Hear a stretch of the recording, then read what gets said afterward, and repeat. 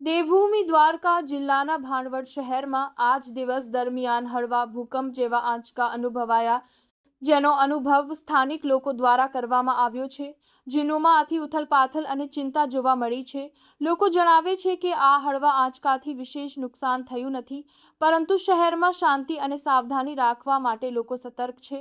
Reporter Arjun कारावद्रा की जुराने करी आथी माने को ग्रांति करता है, बंदे तले पारी माते करे को तवाबी कार्य को ग्रांति करता है, आथी नुकसान थयु नहीं करता।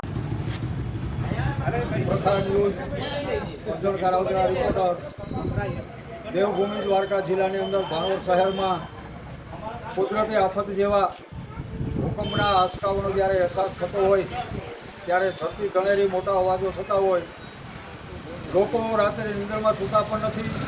ज्यारे आवा अवाजो थाय धरती झूलवे त्यारे सफाळा जागी अने भाणवड शहरनी अंदर दौड़धाम थई जती होय त्यारे भाणवड शहरना लोकोनी एटली ज मांग छे कि भाई तंत्र आमां कंईक पण पगलां ले અને લોકોને એવી માંગ છે કે ભાઈ નગરપાલિકા દ્વારા બાઇક બાંધી અને ભાણવડ શહેરની અંદર એલાઉટ કરવામાં આવે। ભાણવડ શહેરના આજુબાજુના 2-5 ગામોમાં પણ આવી પરિસ્થિતિ જોવા મળે છે, લોકોમાં ડર અને ભયનો માહોલ છે। તો વહેલી તકે આનું નિરાકરણ આવે તેવી તંત્ર પાસે ભાણવડની પ્રજા અપેક્ષા રાખે છે કે પછી તંત્ર કોઈ મોટી દુર્ઘટનાની રાહ જોવે છે કે કોઈ મોટી દુર્ઘટના બને પછી તંત્ર એનું કામ કરશે।